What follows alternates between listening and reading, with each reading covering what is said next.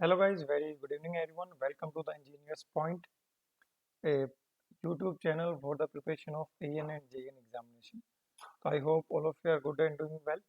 तो काफ़ी लंबे समय के बाद अपने ये सेशन एक इनिशिएटिव शुरू कर रहे हैं जिसमें मैं क्या करूँगा, आपके जो SSC JEE एग्जामिनेशंस हैं उनके लिए मैं सभी सब्जेक्ट्स के जो भी वर्कबुक है उसको प्रोवाइड करने की कोशिश करूँगा।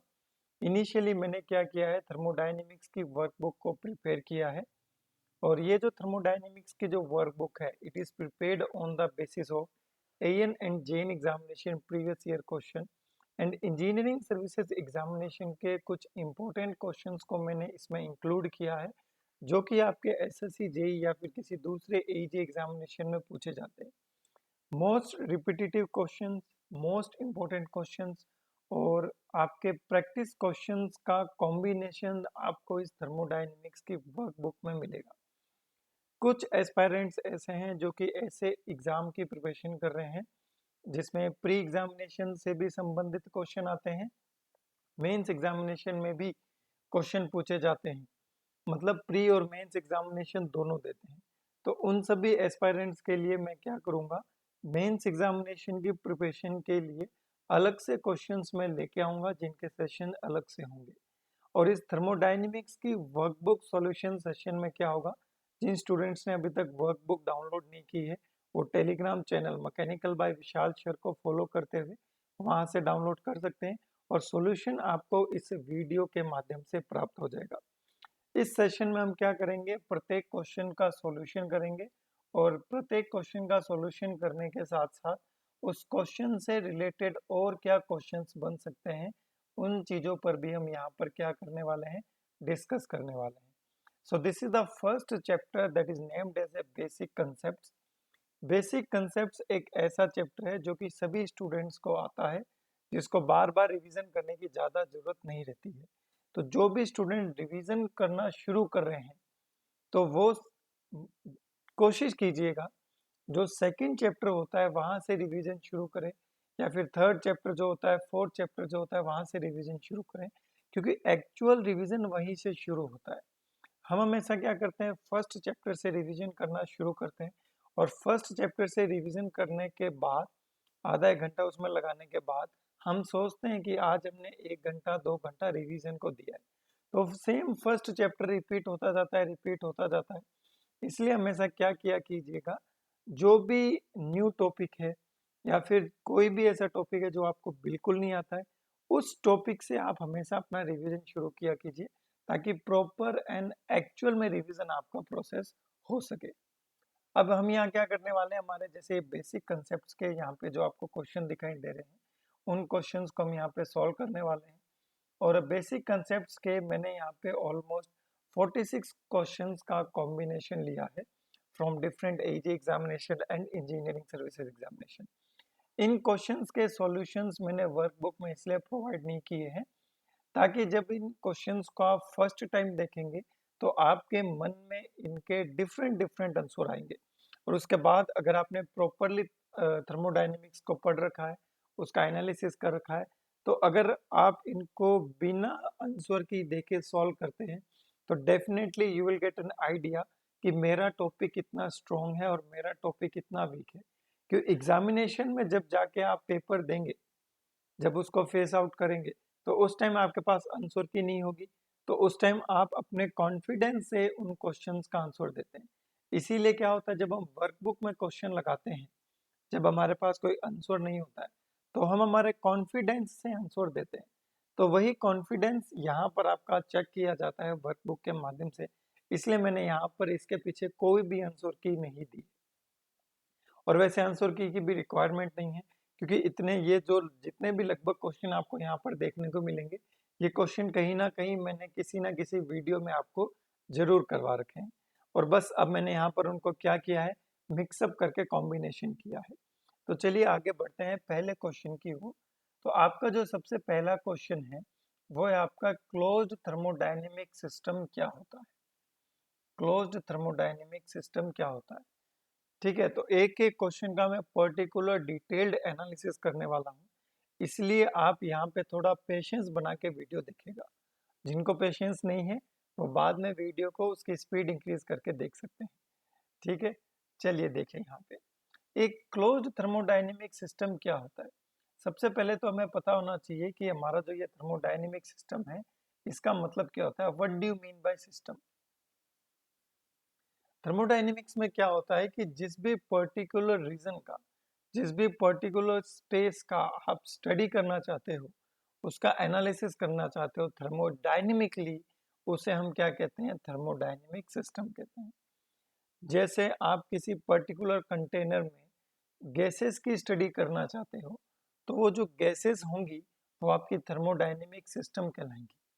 ठीक है, गैसेस की जगह आप क्या कर सकते हैं? सॉलिड्स की भी स्टडी कर सकते हैं, आइस की स्टडी कर सकते हैं, उसका टेम्परेचर कितना है, वॉल्यूम कितना है, मास कितना है।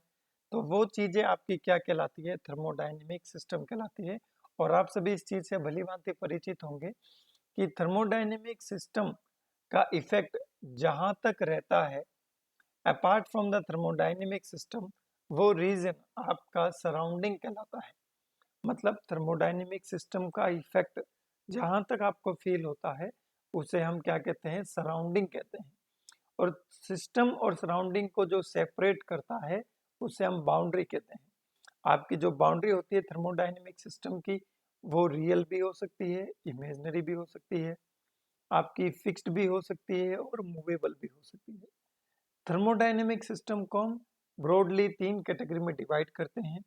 एक आपका क्लोज्ड सिस्टम, एक आपका ओपन सिस्टम और एक आपका आइसोलेटेड सिस्टम। क्लोज्ड सिस्टम को हम नॉन फ्लो सिस्टम भी कह सकते हैं और ओपन सिस्टम को हम फ्लो सिस्टम भी कह सकते हैं। क्लोज्ड सिस्टम को क्लोज्ड सिस्टम इसलिए कहा जाता है क्योंकि इसके और सराउंडिंग के बीच में कोई भी मास का इंटरेक्शन नहीं होता है, एनर्जी का इंटरेक्शन हो सकता है। That's why close thermodynamic system वह थर्मोडायनेमिक सिस्टम होता है जिसमें थर्मोडायनेमिक सिस्टम और सराउंडिंग के बीच में ओनली मास इंटरेक्शन होता है, कोई सॉरी ओनली एनर्जी इंटरेक्शन होता है, कोई भी मास इंटरेक्शन नहीं होता। So there is no energy interaction, ये गलत हो जाएगा। There is no mass transfer but energy transfer may takes place. This system is known as thermodynamic system. Which thermodynamic system? Closed thermodynamic system. तो ये वाला जो थर्मोडायनेमिक सिस्टम होगा आपका, ये क्लोज थर्मोडायनेमिक सिस्टम हो जाएगा। अब ऐसा थर्मोडायनेमिक सिस्टम जिसमें एनर्जी ट्रांसफर भी होता है, मास ट्रांसफर भी होता है, तो ऐसे थर्मोडायनेमिक सिस्टम को हम क्या कहते हैं? Open system. क्या कहते हैं? ओपन सिस्टम कहते हैं। तो जिसमें कोई मास ट्रांसफर नहीं होता उसे हम क्लोज सिस्टम कहते हैं।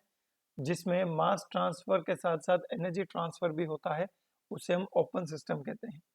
अब ऐसा थर्मोडायनेमिक सिस्टम जिसमें ना ही एनर्जी ट्रांसफर होता हो और ना ही मास ट्रांसफर होता हो, उसे हम क्या कहते हैं? आइसोलेटेड सिस्टम कहते हैं। आइसोलेटेड मतलब क्या होता है? अलग कर देना कहते हैं ना, इसको हमने आइसोलेटेड कर दिया, विलगित कर दिया, अलग कर दिया। तो थर्मोडायनेमिक सिस्टम जो कि सराउंडिंग के साथ कोई भी मास इंटरेक्शन नहीं करता, वर्क इंटरेक्शन नहीं करता, उसे हम आइसोलेटेड सिस्टम कहते हैं। यहाँ पर आपको क्या याद रखना है कि कौन कौन से सिस्टम आपके ओपन सिस्टम होते हैं, कौन कौन से सिस्टम आपके क्लोज सिस्टम होते हैं, ये चीज़ें आपको पता होनी चाहिए। थर्मोडायनेमिक सिस्टम और सराउंडिंग मिलके एक नया सिस्टम बनाते हैं जिसे हम थर्मोडायनेमिक्स में यूनिवर्स कहते हैं। It is not geographical universe. Thermodynamic system plus surrounding will be known as universe, and the boundary of the universe does not interact with the mass transfer and the energy transfer. इसीलिए thermodynamic universe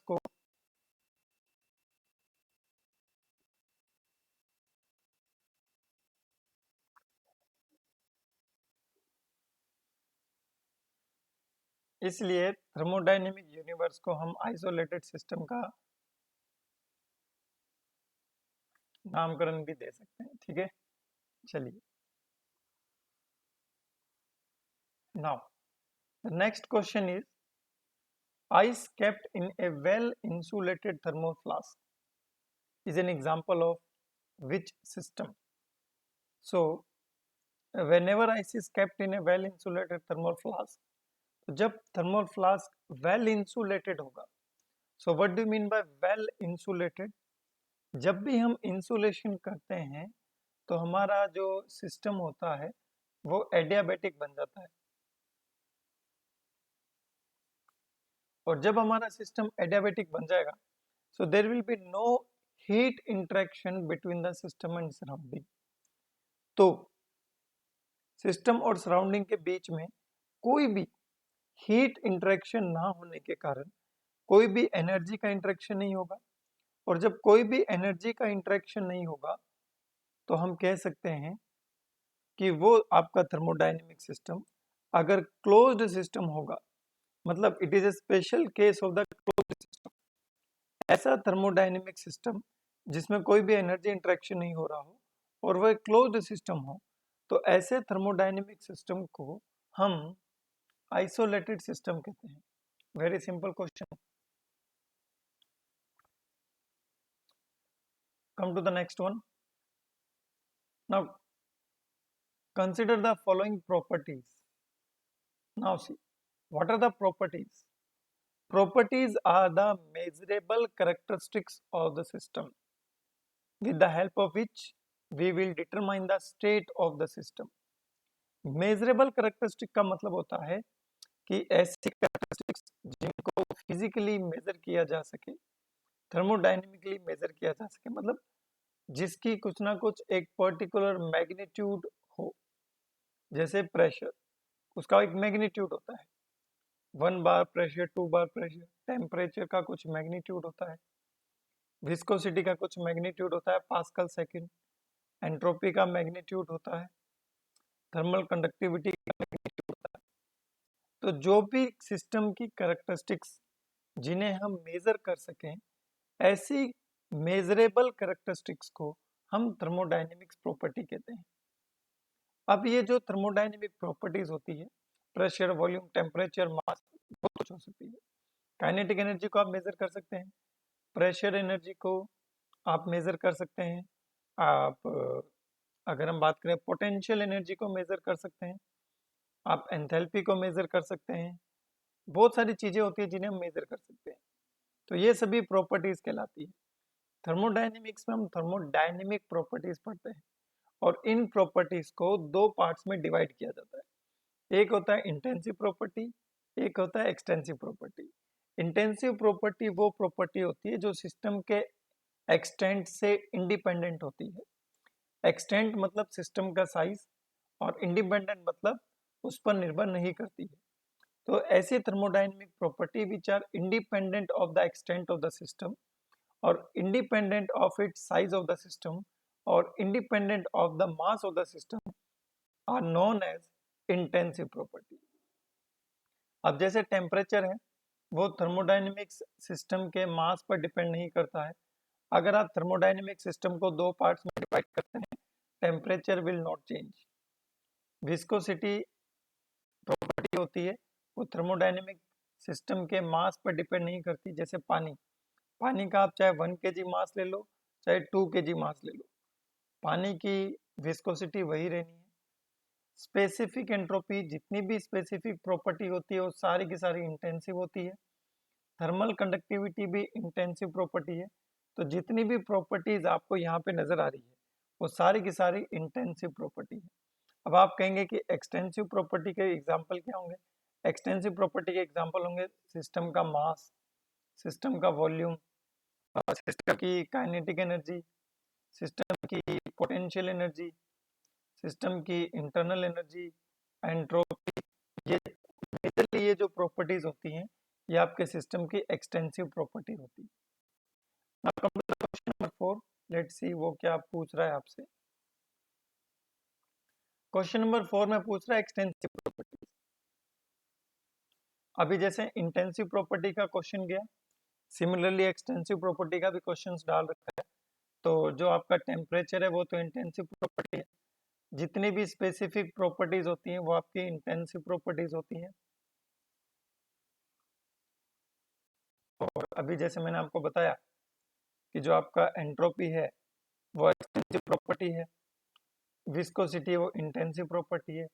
तो केवल एक ही property यहाँ पर ऐसी है जो कि क्या है, एक्सटेंसिव प्रॉपर्टी है।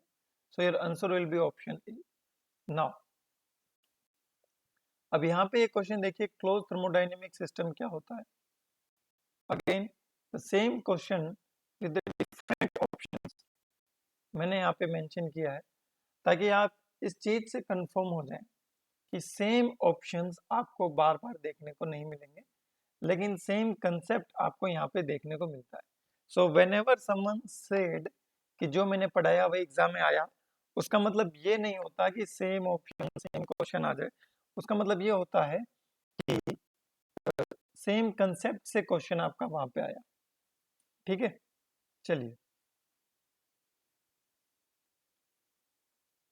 Now question number 5, it says that what do you mean by a close thermodynamic system. अभी जैसे मैंने आपको बताया था कि matter is not allowed to cross the boundary of the system, matter आपका अलाउ नहीं होगा to cross the boundary of the system, but the energy transfer में टेक्स प्लेस। तो option A will be the right answer.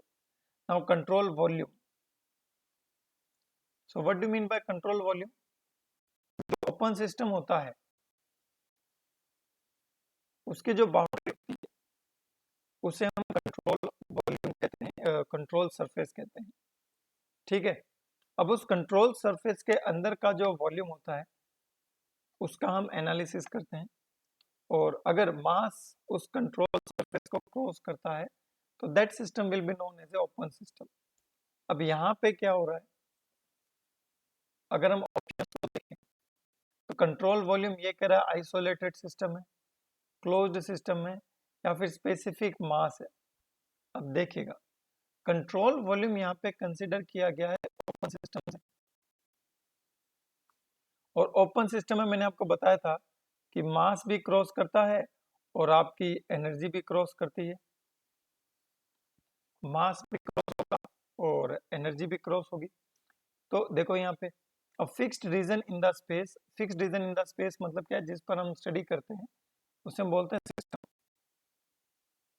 एक ऐसा system जिसमें मास, heat, energy ये तीनों क्रॉस कर सकती है उसे हम क्या कहते हैं, कंट्रोल वॉल्यूम कहते हैं, ओपन सिस्टम कहते हैं।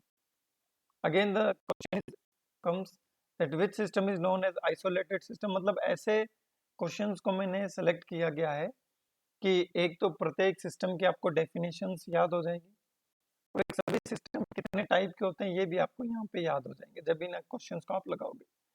आइसोलेटेड में देखिए मास ट्रांसफर और एंट्रोपी ट्रांसफर जीरो लिख रखा है, यहाँ पे एनर्जी ट्रांसफर होना चाहिए था। तो बाकी ऑप्शंस में अगर अपने देखें, entropy, energy transfer and mass transfer is zero, mass transfer and volume changes are zero, ये ऐसा बिल्कुल नहीं है। देयर में भी चेंज इन वॉल्यूम, ठीक है, कंप्रेसिबल फ्लो में वॉल्यूम चेंज हो सकता है। और अगर हम perfectly insulated piston cylinder arrangement का एग्जांपल लें तो उस केस में वहां पे भी चेंज इन वॉल्यूम आपको देखने को मिल सकते हैं, तो वो भी आपका आइसोलेटेड सिस्टम होगा, perfectly insulated piston cylinder arrangement. ठीक है, लेकिन उसमें भी एक इशू हो सकता है, जैसे अगर हम उसमें वर्क ट्रांसफर करते हैं तो उसमें वॉल्यूम तो जीरो हो जाएगा, आपका वॉल्यूम जीरो क्या हो जाएगा, वॉल्यूम कम हो जाएगा। तो जब उसमें वॉल्यूम कम हो जाएगा एनर्जी वर्क के रूप में ट्रांसफर हो रही है,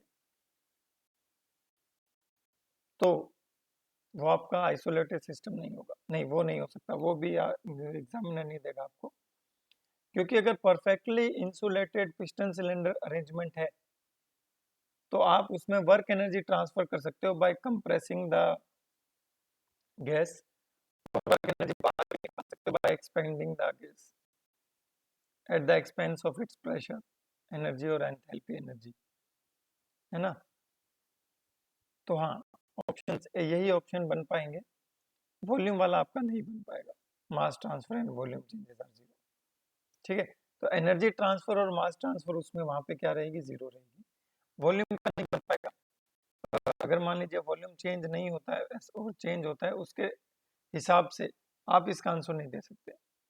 अब जो हाईली रेरिफाइड केसेस होती है, हाईली रेरिफाइड केसेस का मतलब क्या होता है कि उनके जो दो मॉलिक्यूल्स होते हैं उनके बीच का जो डिस्टेंस होता है वो बहुत ज्यादा होता है, ठीक है। So whenever the intermolecular path, okay, is equal or more than the dimensions of the system, then the concept of continuum is not valid. concept of continuum क्या कहता है? most of the thermodynamic systems में हम यही assume करके चलते हैं कि अगर matter is continuous without any void, तो intermolecular distance between the two molecules जब आपके molecules के size के बराबर या उससे ज़्यादा हो जाती है तो उस केस में आपका कंसेप्ट ऑफ कंटिन्यूम वैलिड नहीं होता और ये आपके हाईली रेरिफाइड केसेस में पाया जाता है।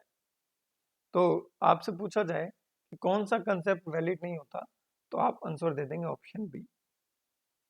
अब मान लीजिए कोई एक थर्मोडायनेमिक सिस्टम कंसीडर करता हूँ, एक एग्जांपल ले लेते हैं। एक में मॉलिक्यूल बहुत पास पास में है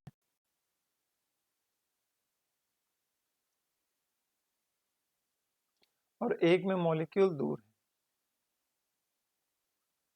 तो देखिएगा ऊपर वाला सिस्टम जो है उसमें मॉलिक्यूल्स बहुत ज्यादा पास पास में है, तो मैं ये एज्यूम कर सकता हूँ कि our matter is continuous without any void and concept of continuum is valid. नीचे वाला हाईली रेरिफाइड गैसेस का केसेस है जिसमें मॉलिक्यूल्स दूर दूर है। अब देखेंगे ऊपर वाले थर्मोडायनेमिक सिस्टम की डेंसिटी ज्यादा है, नीचे वाले थर्मोडायनेमिक सिस्टम की डेंसिटी कम है।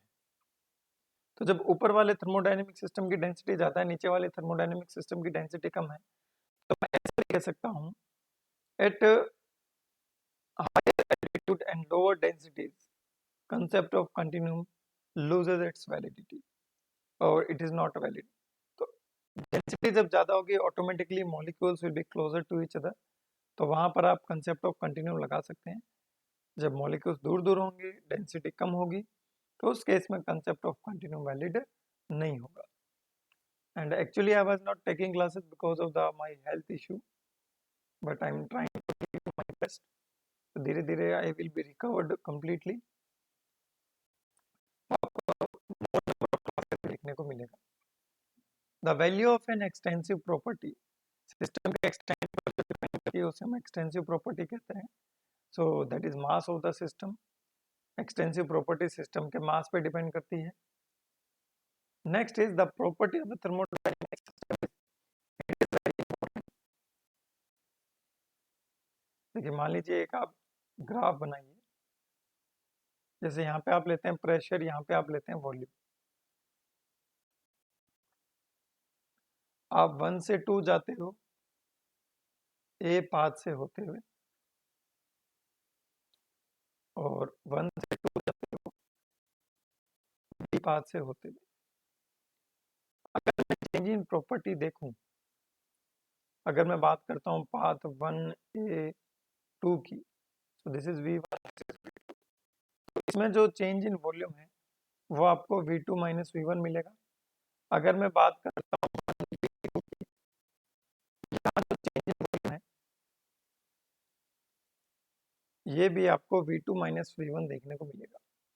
इवन दो पाथ्स आर डिफरेंट, पाथ अलग अलग है ना, ए पाथ भी अलग है, बी पाथ भी अलग है। इवन दो paths are different but still change in properties are same for the same end states, change in variable are same।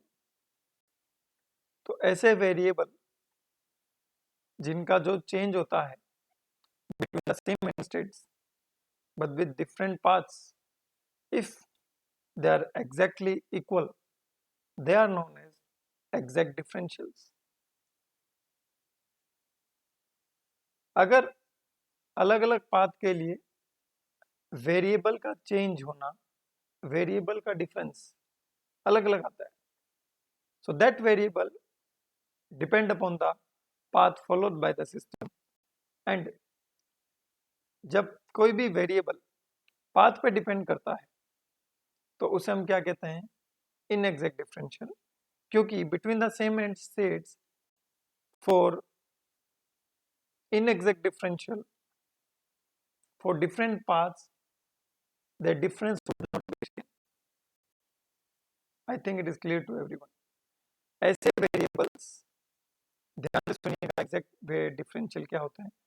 ऐसे वेरिएबल्स जिनका दो एंड पॉइंट्स के बीच का डिफरेंस अलग अलग पाथ के लिए सेम आता है, मतलब उनका डिफरेंस एग्जैक्टली सेम आता है अलग अलग पाथ के लिए, तो वो वेरिएबल एग्जैक्ट डिफरेंशियल कहलाते हैं. And properties are the exact differential because property ऐसा वेरिएबल है जिसका value path followed by the system पर डिपेंड नहीं करता. Change in property does not depend on the path followed by the system. I am telling you change in property. तो ये एक तरीके का पॉइंट फंक्शन होती है. It does not depend on the path followed by the system. तो इसका जो आपका जो एग्जैक्ट आंसर रहेगा वो हो जाएगा आपका ऑप्शन. तो अभी इतना ही क्वेश्चन करते हैं क्योंकि ज़्यादा मैं बोल नहीं पाऊंगा, है ना. Hopefully you will try to understand. जो रिमेनिंग क्वेश्चंस होंगे वो अपने नेक्स्ट सेशन में करेंगे. ठीक है. एंड कुछ स्टूडेंट्स थ्योरी सब्जेक्ट्स भी पढ़ना चाहते हैं तो थ्योरी सब्जेक्ट भी अपने लाने की कोशिश करेंगे. हालांकि लगभग सभी सब्जेक्ट्स मैंने आपको करा दिए थे, है ना. तो कुछ सब्जेक्ट्स ऐसे हैं जो मैंने आपको नहीं करवाए. जैसे अगर हम बात करते हैं थ्योरी ऑफ मशीन्स मैंने आपको नहीं पढ़ाया है, प्रोडक्शन इंजीनियरिंग मैंने आपको नहीं पढ़ाया है. तो इन दो सब्जेक्ट्स के जो टॉपिक्स होंगे उनको हम छोटे छोटे सेशंस लेके कंप्लीट करने की कोशिश करेंगे. और जब भी मैं थ्योरी करवाऊंगा I will not solve any numerical और any objective question in that particular session. I will be completely focused on that theory part. और एक मतलब 10-15 मिनट की छोटी छोटी वीडियोस बना के 50-60 जितनी भी वीडियोस बनती है आपके उस सब्जेक्ट के थ्योरी पार्ट्स को मैं कवर करने की कोशिश करूंगा. And I would like to take a suggestion from you which subject should I start on this YouTube channel. तो आप सभी लोग कमेंट सेक्शन में कमेंट करके जरूर बताइएगा.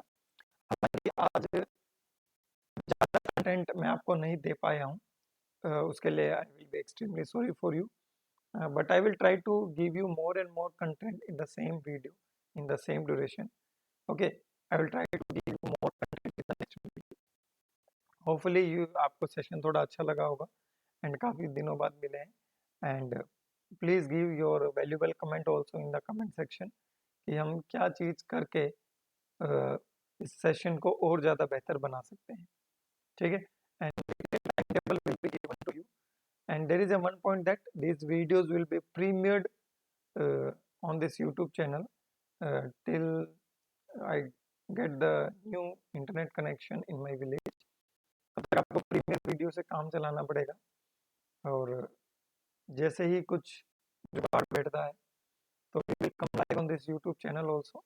But till then time 10 to 15 days I will give you the videos in the premiere mode. So that will be also just like a live session. Okay. तो उसमें इतनी ज़्यादा भी बोरियत महसूस आपको नहीं होगी. ठीक है.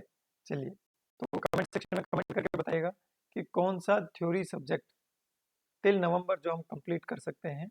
2-3 सब्जेक्ट में कवर करने की कोशिश करूँगा. कौन सा सब्जेक्ट शुरू करें और क्या क्या किया जाए so that you will get benefited from this YouTube channel. So guys, thanks for your support. Bye, love you all. Take care. जय हिंद.